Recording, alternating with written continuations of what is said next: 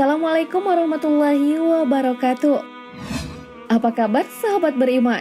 Sahabat beriman, salah satu mukjizat Nabi yang dikenal kisahnya adalah mukjizat Nabi Musa yang dapat membelah Lautan Merah.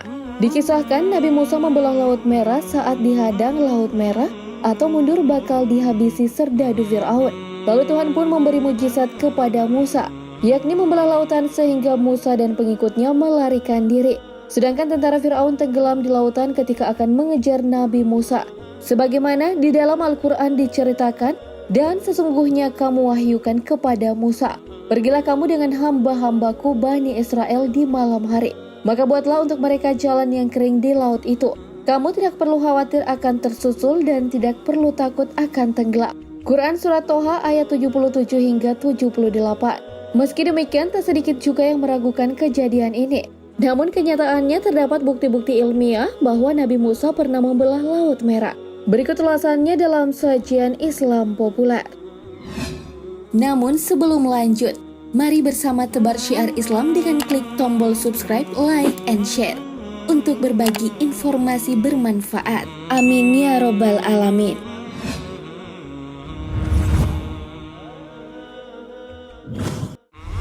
Bangkai roda kereta.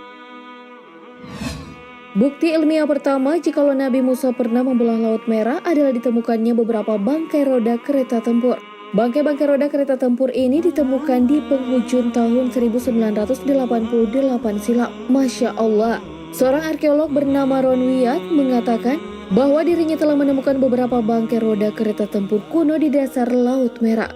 Menurut Ron Wyatt, temuan roda-roda tersebut adalah bangkai kereta tempur Fir'aun, seperti yang dikisahkan tenggelam di lautan tersebut saat digunakan untuk mengejar Musa bersama para pengikutnya. Juga beberapa di antara kereta yang ditemukan terdapat sebuah roda dengan 4 buah jeruji yang terbuat dari emas. Diduga seperti inilah sisa dari roda kereta kuda yang ditunggangi oleh para sang raja. Bangkai manusia. Selain bangkai, bukti roda kereta tempur, bukti ilmiah lainnya jikalau Nabi Musa pernah membelah Lautan Merah adalah ditemukannya bangkai manusia. Juga ini ditemukan arkeolog Ron Wyatt. Menurut pengakuan Ron Wyatt, selain menemukan beberapa bangkai roda kereta tempur berkuda, Wyatt bersama timnya juga menemukan beberapa tulang manusia. Dan tulang-tulang manusia dan kuda ini ditemukan di tempat yang sama. Temuan-temuan ini semakin memperkuat hipotesis jika sisa-sisa tulang belulang itu adalah bagian dari kerangka bala tentara Fir'aun yang tenggelam di Laut Merah. Lalu hasil temuan tulang-tulang ini pun diuji di Stockholm University. Mengejutkannya memang benar adanya bahwa struktur dan kandungan beberapa tulang telah berusia sekitar 3.500 tahun silam. Dan menurut sejarah, kejadian pengejaran itu juga terjadi dalam kurun waktu yang sama, yaitu sekitaran 3.500-an tahun lalu. Poros roda tertutup. Dan ingatlah ketika kami belah laut untukmu, dan kami tenggelamkan Fir'aun dan pengikut-pengikutnya sedang kamu sendiri menyaksikannya. Quran Surah Al-Baqarah ayat 50. Dikisahkan pada saat Nabi Musa dikejar Fir'aun, Allah Subhanahu wa Ta'ala memberi mukjizat kepada Nabi Musa, yakni membelah lautan untuk dilewati bersama kaumnya. Sedang Fir'aun bersama pengikutnya ditenggelamkan bersama kereta mereka dan kuda-kudanya. Juga salah satu hal yang menarik dari penemuan roda kereta ini adalah poros roda dari salah satu kereta kuda yang kini keseluruhannya telah tertutup oleh batu karang. Alhasil untuk melihat bentuk aslinya sangat sulit untuk secara jelas. Hal ini pun dipercaya bahwa poros roda tersebut dilindungi oleh Tuhan agar di masa kini dan masa depan dapat dipercaya. Wallahu a'lam. Penemuan para ilmuwan. Sahabat beriman, terbelahnya Lautan Merah ini tidak hanya diceritakan di kisah Nabi, juga dapat dihubungkan dengan penemuan para ilmuwan. Namun bedanya, para ilmuwan tidak meyakini hal itu sebagai mukjizat, melainkan sebagai fenomena alam.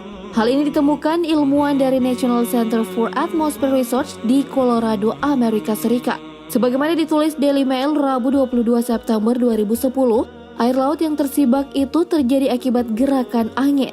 Sebuah simulasi komputer dilakukan oleh para ahli tersebut dan dilakukan bahwa angin timur yang berhembus dengan sangat kuat selama 12 jam dalam semalam bisa menyibak air laut. menciptakan sebuah jalan tanah sebagaimana digambarkan film Exodus. Namun para ilmuwan itu meyakini bahwa lokasi keajaiban bukan di Laut Merah, tapi di lokasi dekatnya, di delta Sungai Nil, di mana sebuah sungai kuno menyatu dengan laguna. Sesuai hukum fisika. Selain penjelasan penemuan para ilmuwan sebelumnya, fenomena terbelahnya laut ini juga masuk akal sesuai hukum fisika. Ketua tim peneliti Cardeus dari Colorado mengatakan bahwa deskripsi membelahnya lautan memang masuk akal dalam hukum fisika. Lautan terbelah dapat dipahami melalui dinamika fluida, yaitu air yang digerakkan dengan angin melalui cara sesuai hukum fisika, yakni menciptakan jalan aman dengan dinding air di dua sisi.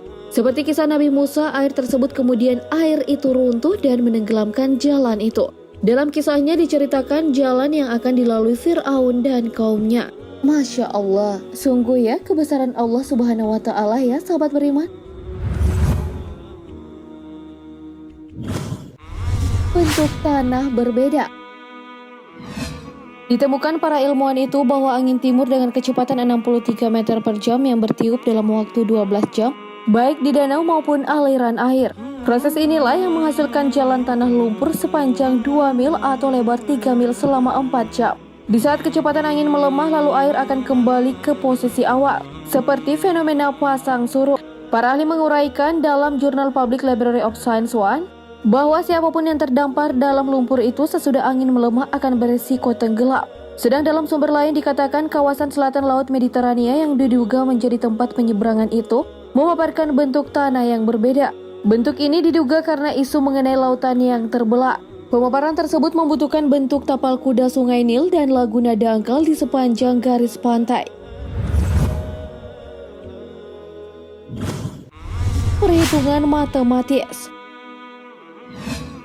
Sahabat beriman, tak hanya sesuai dengan hukum fisika, fenomena laut terbelah ini diuji dengan menggunakan persamaan diferensial matematika. Adalah dua peneliti Rusia yang membuat pemodelan tentang kondisi ketika gelombang laut terpisah. Peneliti ini bernama Nauman Bolzinger dan Alexei Androsov, membuat pemodelan berdasarkan keterangan-keterangan di kitab Old Testament dan Torah. Pula termasuk keterangan bahwa pada saat itu terdapat gugusan karang yang jaraknya dekat dengan permukaan laut. Menggunakan pemodelan hidrodinamik, mereka mengadakan simulasi mengenai berapa kecepatan angin dan kekuatan badai yang dibutuhkan agar gugusan karang tersebut kering. Juga tak lupa mereka mensimulasi berapa lama gugusan karang tersebut akan kering dan kapan air laut akan kembali menutupinya. Hasil yang mereka dapatkan, jika ingin timur bertiup sepanjang malam dengan kecepatan 30 meter per detik, maka gugusan karang tersebut akan kering. Sedangkan untuk menyeberangi 7 km gugusan karang, kaum Israel yang sebanyak 600.000 orang membutuhkan waktu sekitar 4 jam. Dan setelah itu air laut kembali menutupi gugusan karang setelah 4,5 jam. Jadi bisa diartikan bahwa selama 4,5 jam gugusan karang masih kering. Penelitian dua orang ini telah dipublikasikan di The Bulletin of the Russian Academy of Science tahun 2002. Wallahu a'lam bishawab. Itu dia beberapa bukti ilmiah Nabi Musa pernah membelah lautan. Sungguh Allah Maha benar dengan segala firman-Nya. Menurut sahabat beriman, bukti manakah yang paling menarik? Komen di bawah ya. Dan jangan lupa komen, like, subscribe, and share video ini ke sahabat-sahabat beriman yang lain, agar bersama kita berbagi pengetahuan dan kebaikan. Amin ya robbal alamin. Wassalamualaikum warahmatullahi wabarakatuh.